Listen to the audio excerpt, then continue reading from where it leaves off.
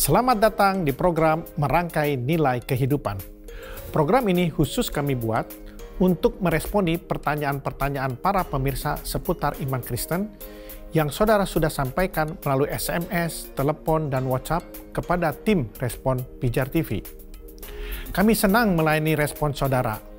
Untuk itu, kirimkan pertanyaan, permohonan doa, ataupun saran saudara ke nomor telepon yang tertera di layar kaca.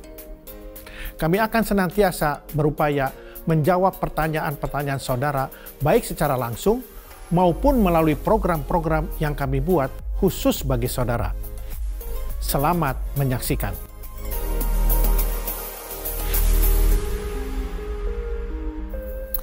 Selamat datang di program Merangkai Nilai Kehidupan.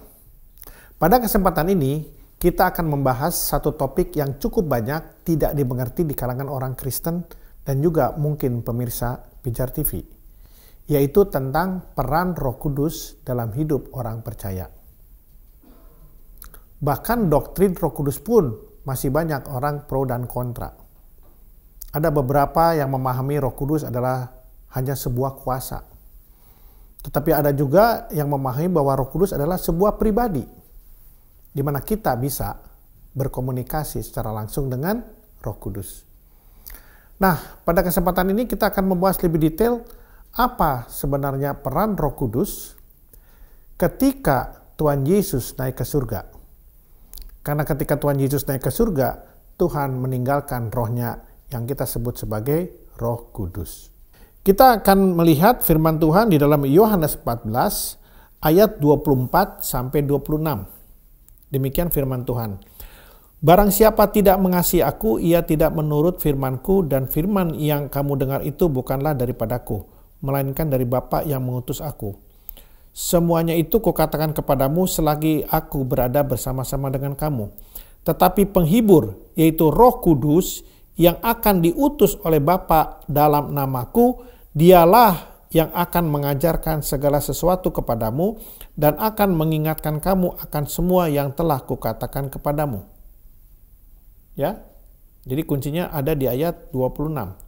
Bahwa penghibur, Parakletos, yaitu Roh Kudus yang akan diutus oleh Bapa dalam namaku, dialah yang akan mengajar segala sesuatu kepadamu dan akan mengingatkan kamu. Nah, jika Roh Kudus menjamah hidup kita, maka kita akan bergairah untuk beribadah dan melayani Tuhan. Karena dorongan ilahi dari pribadi Roh Kudus tersebut.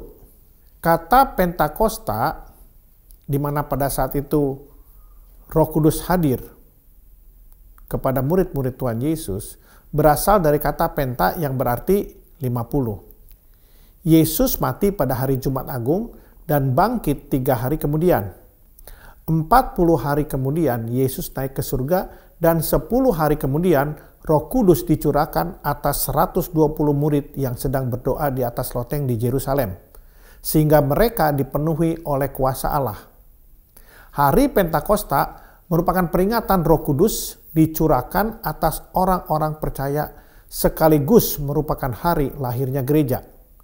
Karena gereja yang mula-mula itu dilahirkan ketika Petrus berkhotbah dan 3.000 orang bertobat dan dibaptis. Jelas bahwa gereja lahir atas peran Roh Kudus. Nah, bagaimana halnya dengan kehidupan pribadi kita? Bukankah kita sering sekali diperhadapkan dengan keputusan demi keputusan di dalam kehidupan ini? Kita harus mengambil suatu keputusan. Kita harus berdoa dulu meminta tuntunan Roh Kudus. Di sisi lain, Ketika Roh Kudus sudah berkali-kali mengingatkan kita akan satu kesalahan yang kita lakukan, kita tidak memperdulikannya sama sekali. Sehingga telah membuat Roh Kudus menjadi berduka. Begitu pentingnya Roh Kudus dalam kehidupan kita, maka tentunya sudah seharusnya itu semua membuat kita bersedia menerima tuntunan Roh Kudus. Nah, dalam kesempatan ini kita akan mempelajari 4 peran Roh Kudus dalam kehidupan umat percaya. Yang pertama, Roh Kudus sebagai evangelistik. Apa artinya? Kristus dinyatakan dalam hidup saya. Yang kedua, Roh Kudus sebagai organis. Kristus bekerja di dalam saya. Dan yang ketiga, Roh Kudus sebagai karismatik. Kristus bekerja melalui saya. Dan yang keempat, Roh Kudus sebagai pedagogis. Kristus memimpin hidup saya. Nah, pada kesempatan ini kita akan membahas 2 poin pertama, yaitu Roh Kudus sebagai evangelistik dan Roh Kudus sebagai organis. Mari kita lihat Roh Kudus sebagai evangelistik. Tadi saya katakan bahwa Roh Kudus sebagai evangelistik berarti Kristus dinyatakan dalam hidup saya. Ya, itu evangelistik, Kristus dinyatakan dalam hidup saya. Ada 3 hal peran Roh Kudus sebagai evangelistik, di mana Kristus dinyatakan dalam hidup saya. Yaitu, pertama, membuat orang percaya lahir baru. Yang kedua, meyakinkan keberadaan Kristus. Dan yang ketiga, menginsafkan kita akan dosa. Itulah fungsi Roh Kudus sebagai evangelistik. Ada 3 hal. Ya. Tadi yang pertama adalah membuat orang percaya untuk lahir baru. Coba kita bahas tentang lahir baru. Kita buka di dalam Yohanes 3 ayat 5-7. Demikian firman Tuhan. Jawab Yesus, "Aku berkata kepadamu, sesungguhnya jika seorang tidak dilahirkan dari air dan roh, ia tidak dapat masuk ke dalam kerajaan Allah. Apa yang dilahirkan dari daging adalah daging, dan apa yang dilahirkan dari roh adalah roh. Janganlah engkau heran, karena aku berkata kepadamu, kamu harus dilahirkan kembali." Kelahiran kembali atau kelahiran baru adalah sebuah proses. Proses ini dimulai ketika seseorang mendengarkan firman Tuhan. Kelahiran baru dalam satu aspek adalah perubahan pikiran atau kesadaran akan kebenaran Allah, yang pada akhirnya akan merubah seluruh pandangan hidup orang tersebut. Semua ini dikerjakan oleh Roh Kudus melalui pemberitaan atau pembelajaran firman Tuhan. Makanya Roh Kudus disebut sebagai evangelistik, pengabar Injil, evangelism. Orang yang sudah mengalami kelahiran baru akan menyukai kebenaran Tuhan dan akan bertumbuh di dalam kebenaran tersebut, sehingga segala kepalsuan akan ditanggalkan. Kelahiran baru membuat orang tidak terikat dengan perkara-perkara dunia. Orang yang benar-benar mengalami kelahiran baru selalu berorientasi pada perkara-perkara yang di atas dan bukan perkara-perkara yang ada di dunia. Ia akan melihat setiap permasalahan dan pergumulan hidupnya bukan lagi dari dimensi manusia, tapi dari dimensi Allah. Kelahiran baru akan memberikan kesaksian dalam batin bahwa ia berasal dari Allah. Hidup di dunia ini adalah sementara dan hanya persiapan untuk hidup yang kekal. Naluri ini membuat anak Tuhan merindukan kerajaan surga. Baginya, kematian adalah sesuatu yang indah dan sangat dinantikan. Inilah konsep kelahiran baru. Yang dulu kita melihat kematian adalah satu yang mengerikan. Tetapi ketika Roh Kudus memimpin kita untuk lahir baru, kita sudah berbeda konsepnya. Bahwa kematian adalah sesuatu yang sangat-sangat kita nantikan. Makanya Paulus mengatakan bahwa kematian adalah keuntungan. Kelahiran baru memberikan kepada kita benih ilahi. Benih ini hanya ada di dalam diri Allah Bapa yang tidak diberikan kepada semua makhluk. Benih ini hanya diberikan kepada umat perjanjian baru yang hidup di zaman anugerah. Bukan di zaman sebelum zaman anugerah, yaitu perjanjian lama. Ini berarti bahwa seorang yang mengalami kelahiran baru menyadari bahwa ia berasal dari Allah. Jadi lahir baru berkonotasi sebuah proses pertobatan. Kita semua masih dalam proses pertobatan, termasuk saya. Karena sampai seumur hidup kita masih terus berusaha untuk tidak melakukan dosa. Dalam hal dosa, apa perbedaan antara orang yang belum lahir baru dan orang yang sudah lahir baru? Pada saat seseorang belum lahir baru, ia hidup di dalam dosa. Hidup di dalam dosa. Hidup di dalam dosa artinya ketika seorang melakukan dosa, ia tidak merasa berdosa. Sehingga ia tidak membutuhkan pengampunan. Sedangkan orang yang sudah lahir baru, dia bisa jatuh di dalam dosa. Sudah tidak hidup lagi di dalam dosa ya, tapi bisa jatuh di dalam dosa. Jatuh dalam dosa artinya bahwa saat seseorang melakukan dosa, ketika itu juga ia akan merasa menyesal dan segera minta ampun. Ia merasakan bahwa ia telah berdosa dan menjadi takut. Itulah perbedaan antara orang yang belum lahir baru dan orang yang sudah lahir baru. Coba kita baca sebentar dalam Roma 6 ayat 2. Kita baca dari ayat 1 supaya lebih mengerti konteksnya. Jika demikian, apakah yang hendak kita katakan? Bolehkah kita bertekun dalam dosa supaya semakin bertambah kasih karunia itu? Sekali-kali tidak. Bukankah kita telah mati bagi dosa? Bagaimanakah kita masih dapat hidup di dalamnya? Jadi ketika kita sudah lahir baru, kita sudah mati terhadap dosa. Kita sudah tidak hidup lagi di dalam dosa. Sebelum kita lahir baru, kita hidup di dalam dosa. Tetapi setelah kita lahir baru, kita bisa jatuh di dalam dosa. Ya, itu perbedaannya. Nah, mungkin ilustrasi ini dapat memperjelas lagi perbedaan antara orang yang belum lahir baru sama orang yang sudah lahir baru. Kalau kita lihat ayam dan bebek. Ketika bebek jatuh ke dalam air, apa yang terjadi? Bebek akan berenang. Kenapa? Karena disitulah habitatnya. Inilah orang-orang yang hidup atau orang-orang yang belum lahir baru. Sama seperti bebek ketika jatuh ke dalam air, dia berenang. Tetapi ayam ketika jatuh ke dalam air, secara naluri, secara otomatis dia akan berusaha untuk keluar dari air. Kita tahu itu ya. Dia akan berusaha, dia akan mengepak-kepak sayapnya dan dia akan berusaha untuk keluar dari air. Kenapa? Karena air bukan lagi habitat ayam. Habitatnya ada di darat. Nah, itulah ciri orang yang lahir baru. Bahwa ketika dia jatuh ke dalam dosa, secara otomatis, secara natural, dia akan berusaha untuk keluar dari dosa. Caranya gimana? Dengan cara meminta ampun kepada Tuhan. Itulah yang dimaksud dengan orang yang sudah lahir baru. Detik dia melakukan dosa, langsung dia minta ampun. Jadi itulah bedanya antara orang yang belum lahir baru sama orang yang sudah lahir baru. Antara bebek dan ayam ketika jatuh ke dalam air. Itu yang pertama. Bicara tentang lahir baru. Yang kedua, peran Roh Kudus di dalam evangelis. Ya, yang kedua adalah meyakinkan keberadaan Kristus. Nah, ini fungsi kedua dari evangelis, ya. Coba kita baca di 1 Korintus 12 ayat 3. Demikian firman Tuhan. Karena itu aku mau meyakinkan kamu bahwa tidak ada seorang pun yang berkata-kata oleh Roh Allah dapat berkata terkutuklah Yesus, dan tidak ada seorang pun yang dapat mengaku Yesus adalah Tuhan selain Roh Kudus.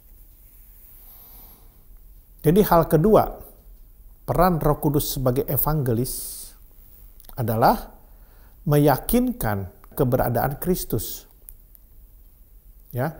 Pada saat seseorang berubah, itu bukan karena manusia. Ketika seorang bertobat, itu bukan karena usaha manusia. Tapi yang membuat orang bertobat adalah Roh Kudus. Yang membuat orang-orang menjadi pengikut Kristus adalah Roh Kudus. Bukan pendeta, bukan pengkhotbah, bukan pendoa, bukan manusia. Pendeta atau orang yang memberi pengajaran hanyalah alat di tangan Tuhan. Mereka hanya menanamkan firman Tuhan dan Roh Kudus yang menumbuhkan. Inilah fungsi Roh Kudus sebagai evangelistik. Roh Kudus akan meyakinkan orang-orang untuk mengikuti Kristus. Pada saat kita membimbing orang lain, mulai dari bayi rohani hingga dewasa rohani dan mengenal Tuhan, itu hanyalah mentoring dan konsultasi. Sebab yang mengubah manusia adalah Roh Kudus. Jadi kita sebagai pengkhotbah, sebagai hamba Tuhan, sebagai konsultan, konsuler, jangan terlalu berbangga ketika ada orang yang kita sampaikan firman kemudian dia bertobat dan merasa gara-gara kita lah dia bertobat. Tidak. Kenapa? Kalau kita merasa kita membuat dia bertobat, kita sudah mencuri kemuliaan Allah. Dan ini banyak dilakukan oleh hamba-hamba Tuhan. Kita harus sadar tentang itu. Jangan sampai kita jatuh ke dalam dosa kesombongan. Tugas kita sebetulnya hanya satu. Tuangkan air ketempayan. Dan biarlah Yesus yang merubah air jadi anggur. Tugas kita hanya sebatas menuangkan air ketempayan. Dan jangan coba-coba. Kok belum jadi anggur ya? Tuangkan lagi. Terus berusaha. Jangan coba-coba. Karena yang merubah air menjadi anggur bukan tugas kita. Tugas kita aja tuangkan aja air ketempayan. Beritakan firman, selesai. Orang mau bertobat mau enggak, itu bukan gara-gara kehebatan kita berkhotbah. Karena saya berkhotbah secara sistematis dan gampang dicerna oleh setiap orang atau setiap pendengar. Bukan itu. Tuhan memang kasih talenta. Tetapi jangan mengatakan bahwa gara-gara talenta yang saya miliki, seseorang bertobat dan beralih kepada Kristus. Bukan. Itu fungsinya Roh Kudus sebagai evangelistik. Jadi Roh Kuduslah yang berperan untuk mengubah seseorang bertobat, mengikut Kristus. Yesus yang merubah air jadi anggur, bukan kita. Kita itu hanya alat di tangan Tuhan. Dan hanya ditugaskan oleh Tuhan menuangkan air ketempayan. Jangan lebih. Dan jangan coba-coba. Kok belum jadi anggur? Kok belum jadi anggur ya? Jangan. Tuhan memberikan hikmat kepada setiap orang berbeda-beda. Saat kita menerima hikmat, kita harus melakukannya. Masalahnya kita mau atau tidak melakukannya. Kita mau nggak masuk dalam ketaatan? Yang terbaik adalah kita lakukan segala yang diperintahkan Tuhan. Apapun yang diperintah Tuhan, lakukan saja. Walaupun kita harus membayar harga. Paulus berkata, kerjakanlah keselamatanmu dengan takut dan gentar. Ada saat di mana perintah Tuhan itu tidak masuk akal. Terus kita putar otak dan logika. Padahal yang Tuhan minta hanyalah taat. Contohnya saat Tuhan Yesus mengubah air menjadi anggur. Pelayan yang ia perintahkan hanya perlu melaksanakan perintahnya. Karena itu Tuhan Allah yang membereskan sisanya. Yaitu merubah air jadi anggur. Lakukanlah apa yang diperintahkan Tuhan. Tidak perlu lebih. Dan jangan coba-coba mengatakan, loh kenapa orang ini tidak bertobat? Itu bukan urusan kita. Kalau tidak, kita akan jatuh dalam dosa kesombongan. Kalau Tuhan mau menginjil, lakukan. Itulah fungsi kedua dari evangelis. Sekarang yang ketiga, fungsi peran Roh Kudus dalam evangelistik adalah menginsafkan akan dosa. Kita baca di dalam Yohanes 16 ayat 8. Dan kalau ia datang, ia akan menginsafkan dunia akan dosa, kebenaran dan penghakiman. Siapakah ia di sini? Roh Kudus. Ya, kalau ia datang akan menginsafkan. Sebelum seseorang berbuat dosa, ia sebenarnya sudah diinsafkan oleh Roh Kudus. Sebelum kita mau berbuat dosa, sebetulnya ada suara yang mungkin bisik-bisik dan kecil volumenya, yang mengatakan jangan lakukan itu dosa, jangan lakukan itu dosa. Cuman masalahnya kecil volumenya. Volume dunia itu lebih besar, yaitu keinginan. Ya, Roh Kudus berperan dalam menginsafkan orang-orang akan dosanya. Bahkan orang yang sudah jatuh ke dalam dosa, pasti ada suara Roh Kudus seperti tadi saya umpamakan ayam tadi ya. Orang yang sudah lahir baru, dia pasti akan mendengar suara Roh Kudus, kamu sudah berbuat dosa. Kita tahu Roh Kudus sedang menginsafkan kita akan dosa. Misalnya hati nurani bilang, apa yang kamu mau lakukan? Itu adalah dosa, jangan lakukan. Dari sini timbul rasa takut dan merasa berdosa. Pertobatan yang sungguh-sungguh terjadi saat kita nyaris jatuh dalam dosa, kemudian Roh Kudus ingatkan kita, dan kita memilih untuk taat. Yaitu tidak melakukan dosa tersebut. Saat kita terus-menerus taat, kita pun akan lulus dari satu dosa. Walaupun pasti akan dilanjutkan oleh ujian-ujian yang lain.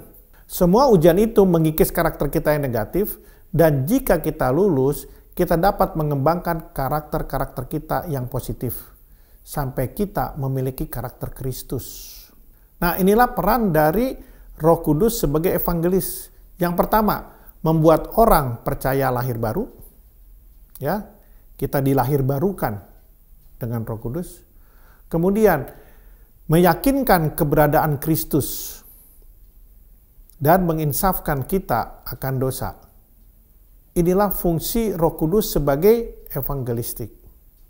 Pada episode selanjutnya, kita akan membahas fungsi kedua dari Roh Kudus, yaitu peran organis. Demikianlah pembahasan kita mengenai peran Roh Kudus dalam hidup orang percaya. Tetaplah saksikan topik-topik menarik lainnya di program Merangkai Nilai Kehidupan di hari dan jam yang sama, hanya di Pijar TV. Tuhan Yesus memberkati.